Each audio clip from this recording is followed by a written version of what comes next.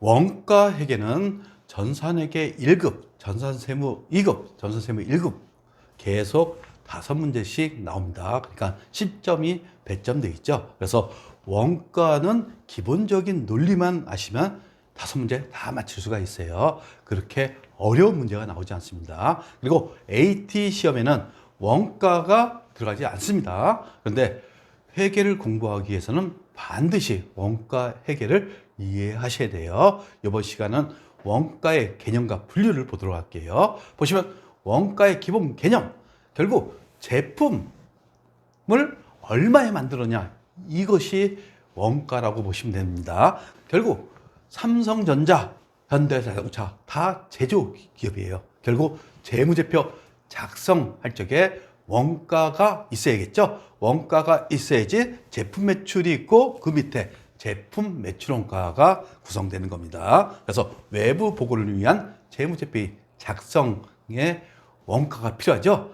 그리고 내부 보고를 위한 경영계획의 제품 원가 계산 및 관리적 의사결정에 유용한 각종 원가 정보를 제공하게 돼 있어요. 결국 제품 원가를 통해서 어떻습니까? 이 제품을 팔기 위해서 가격 정책에 대해서 의사결정을 하겠죠. 이것을 의미하는 겁니다. 그래서 원가 회계 목적을 보시면 첫 번째, 재무제표 작성에 필요한 원가 정보의 제공. 결국 매출액이 있으면 거기에 대응되는 제품 매출 원가가 있겠죠. 따라서 원가 정보가 반드시 필요합니다. 그 다음에 원가 관리에 필요한 원가 정보의 제공. 즉 원가를 알아야지 이 원가를 낮춰갖고 기업의 이익을 창출하게 되겠죠. 따라서 원가 관리한다는 것은 원가를 낮추려고 경영자는 노력을 합니다. 그 다음에 의사결정에 필요한 원가 정보의 제공. 결국 원가를 알아야지 판가가 결정되겠죠. 판가는 아주 중요한 의사결정이죠. 왜? 그 물건을 팔고 가격을 정하는 거니까. 그리고 판가하고 원가를 비교해 갖고 당연히 원가보다 비싸게 팔아야겠죠. 따라서 의사결정에 필요한 원가 정보를 제공합니다. 그러면 원가 회계의 특징 보도록 할게요. 즉 재무제표 작성에 필요한 원가를 집계하고 반영한다 이렇게 됐죠. 그래서 재무상태표에 표시되는 정품, 제품, 그리고 원재료의 재고자산 가액이 표시가 됩니다. 그리고 각 부분별 책임자들, 즉 부분별 책임자면 생산, 판매, 그 다음에 관리 책임자들에게 원가 관리에 필요한 원가 자료를 제공하겠죠. 결국 영업 책임자한테 원가, 이 제품의 원가가 얼마인지 원가 자료를 제공하고 생산 책임자에게도 마찬가지 원가 자료를 제공합니다. 그러면 생산관리자는 어떻게 합니까? 원가를 낮추려고 노력하겠죠. 그래서 경영계획은 단기, 즉 1년 후의 계획, 그리고 통제, 의사결정에 필요한 원가 자료를 제공한다고 보시면 되는 겁니다. 그리고 여러 가지 목적에 따라서 다양한 원가가 사용된다. 즉 상이한 목적에 따라서 상이한 원가가 사용된다고 보시면 되는 거예요. 그래서 원가 계산이 하나만 있는 게 아닙니다. 관리 계획을 하다 보면 여러 가지 원가 계산이 있다는 것을 여러분들이 알게 될 것입니다. 그러면 제일 먼저 할게 원가의 분류를 할 겁니다. 결국 스마트폰을 보시면 도대체 요 제품을 만들기 위해서 어떤 원가가 들어가느냐, 요게 중요한 거죠. 결국 재화나 용역을 얻기 위하여 희생된 경제적 가치의 소비액이 원가라고 되어 있어요. 그러면 발생 형태에 따라 재료비, 농업비, 경비로 나눕니다. 즉 재료비, 농업비, 경비 이렇게 분류하는데, 먼저 재료비는 여러분들이 생각할 적에 김밥을 생각해 보세요. 재료비는 여기에 김밥에 뭐가 들어갑니까? 김이 들어가고 밥이 들어가고, 만약 치즈김밥이면 치즈가 들어가고 깨소금, 그 다음에 참기름 묻혀주죠. 이런 게 재료비라는 얘기입니다. 그 다음에 농업비에는 주방장 인건비이면 주방장에서 보조하시는 인건비, 이게 농업비가 되는 겁니다. 그리고 경비에는 가스료, 밥을 만들기 위해서 가스가 필요하죠. 그리고 수도도 필요하죠. 그 다음에 칼이 필요하겠죠. 도마도 필요하겠죠. 그리고 김밥 매장을 운영하기 위해서는 임차료 등이 들어갑니다. 이게 경비가 되는 겁니다. 그래서 크게 재료비, 노무비, 경비로 나누어진다는 거 이렇게 보시면 되겠어요. 그리고 제품과의 관련성에 따른 분류해갖고 추적 가능성이라고 되어 있죠. 그래서 직접비는 특정 제품에 직접 추적하여 부과할 수 있는 명확한 인가, 즉 원인과 결과가 있는 원가를 의미한다 이렇게 했어요. 결국 김밥을 생각해 보시면 김 한 장이 들었어요. 그러면 김밥을 구성하죠. 밥이 몇 그램 들었어요. 이렇게 추적이 가능합니다. 따라서 예를 들어서 직접 재료비, 직접 노비, 직접 경비 요것을 우리는 직접 추적 가능성에 따른 분류해 갖고 직접이라고 합니다. 그래서 재료비를 직접 재료비로 나눌 수 있고 노무비를 직접 노무비로 나눌 수 있고 경비를 직접 경비로 나눌 수 있다고 보시면 되겠어요. 그리고 간접비, 특정 제품과의 인과관계를 파악할 수 없는 원가, 즉 간접 재료비, 간접 노무비, 간접 경비 이렇게 됐어요. 그래서 예를 들어서 직접비에는 김, 밥, 치즈, 김밥에 들어간 게 김이 한 장 들어가죠. 밥이 몇 그램, 치즈가 몇 그램 들어갈지 다 추적이 가능할 수 있어요. 이것을 우리는 직접비라고 합니다. 그런데 이제 간접비는 인과관계를 파악할 수 없다고 그랬죠. 그래서 임차료, 즉 임차료를 냈는데 한 달 임차료를 냈는데 여기에 김밥에 얼마가 투입됐는지 파악할 수가 없죠. 보험료도 마찬가지입니다. 그래서 우리는 간접비에는 간접재료비, 간접노비, 간접경비가 되어 있다는 거. 그래서 추적 가능성에 따라서 직접비하고 간접비로 구분한다는 거. 이것을 여러분들이 이해하셔야 돼요. 그 다음에 행태, 모양에 따른 분류해서 고정비하고 변동비, 즉 그래프를 그려보도록 할게요. 변동비, 베리어블 코스트라고 합니다. 예를 들어보시면 김밥에 김, 밥, 단무지 등을 우리 변동비라고 보시면 되는 거예요. 즉 여기 보시면 X축은 조업도 그냥 생산량으로 생각하시면 됩니다. 김밥 한 줄, 두 줄, 세 줄 이렇게 생산했다고 생각해 보세요. 그러면 김 같은 경우 김밥 하나 생산할 때마다 늘어나죠. 그래서 이런 형태의 그래프가 나타나는 겁니다. 이것을 총변동비라고 해요. 그래서 생산량이 증가되면 증가될수록 일정하게 우상향하는 것을 총변동비라고 합니다. 총변동비에.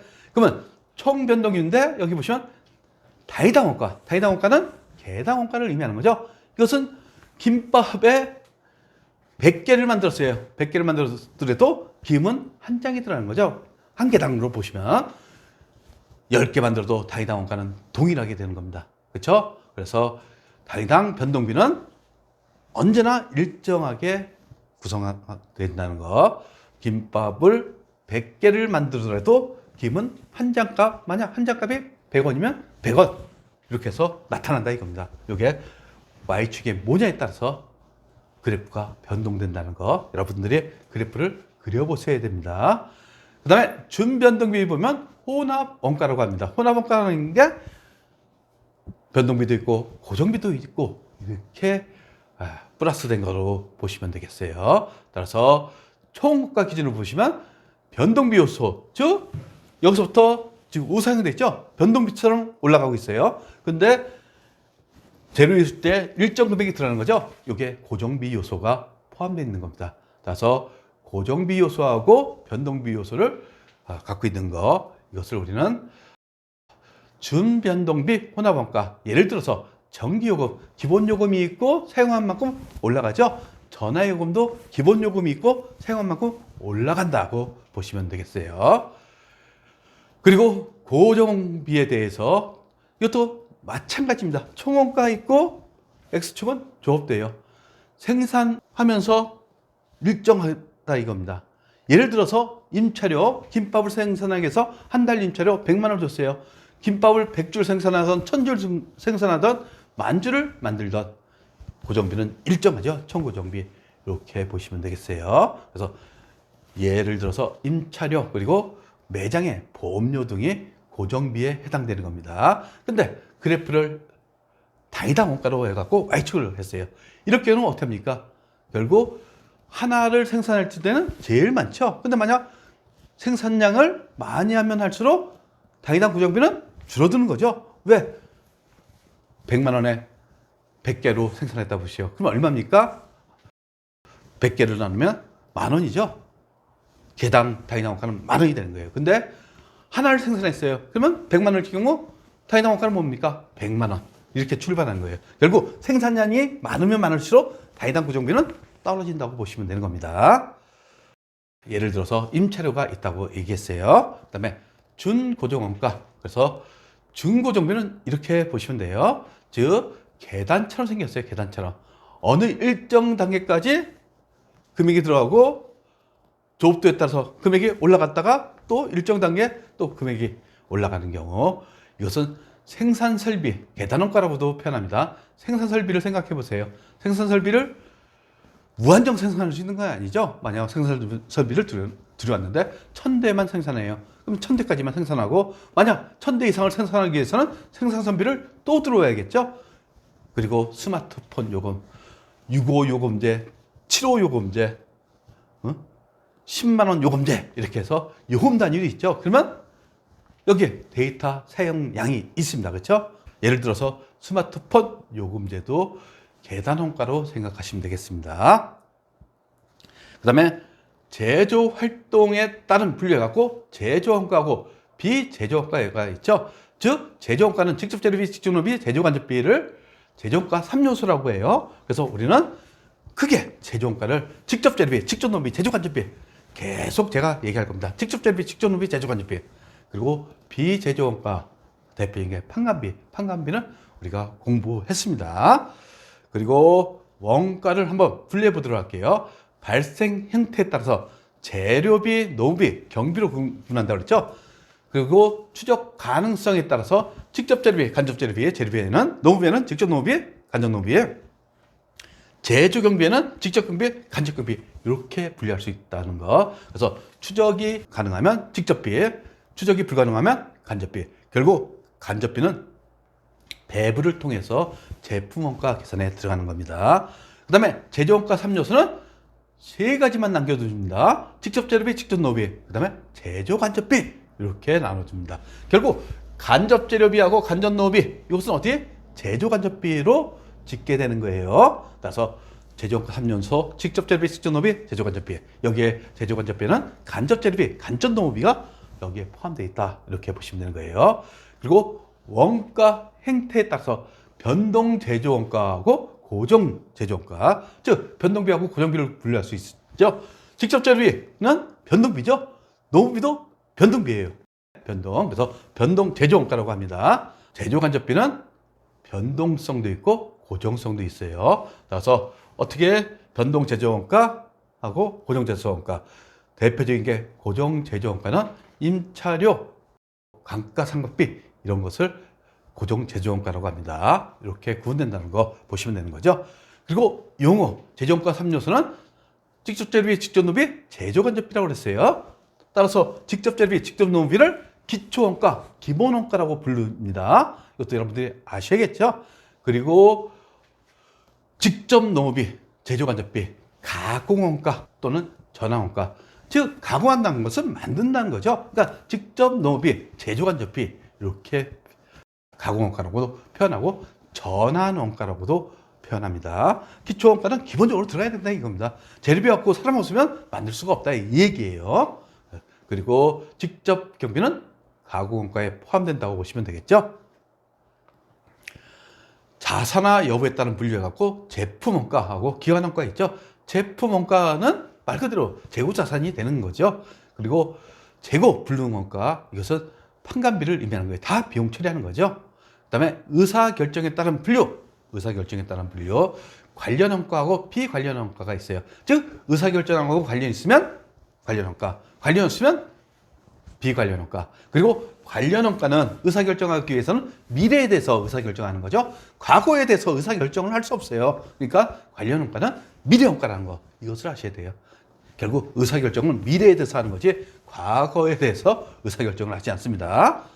그리고 매물원가, 이것은 아주 중요하죠. 이미 발생된 원가로서 이게 대표적인 과거 원가가 되는 겁니다. 그래서 매물원가는 지금 현재 시점에서 의사결정을 여러분들이 포함하셔서는 안 된다 이겁니다. 그리고 기회비용이 있어요. 만약 의사결정을 했어요. 근데 포기하는 대안이 있어요. 여기에서 얻을 수 있는 순현금 유입액을 의미한다는 거. 결국 제가 예를 들게요. 취업하려고 여러분들이 이제 기업을 알아보고 있어요.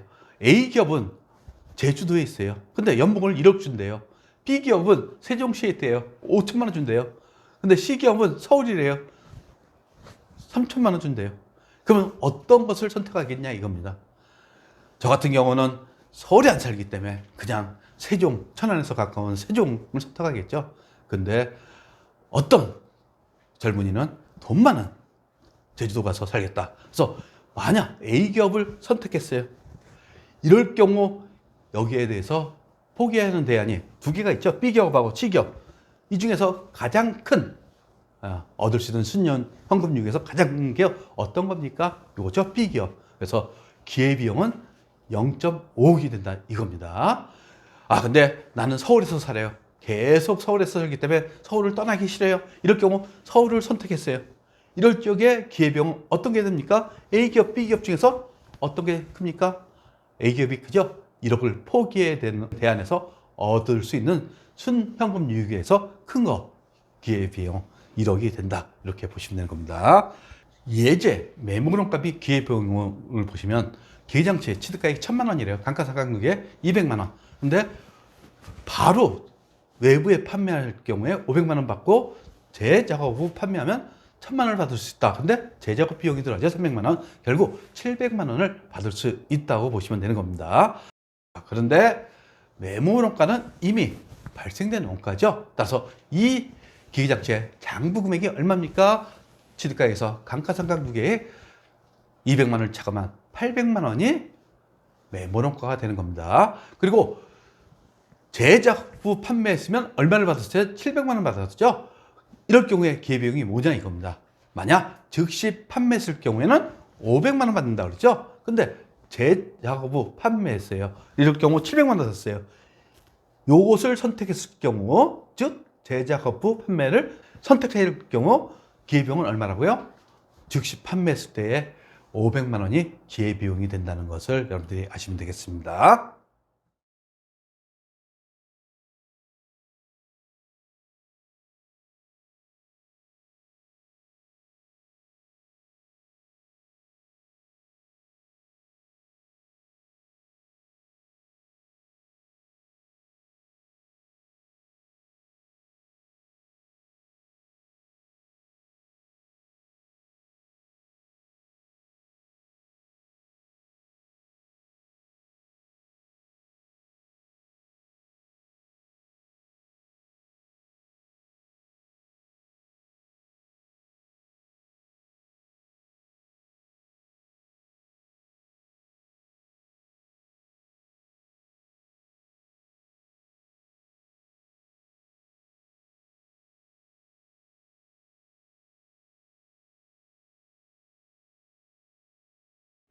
구독과 좋아요는 우리에게 큰 힘이 됩니다.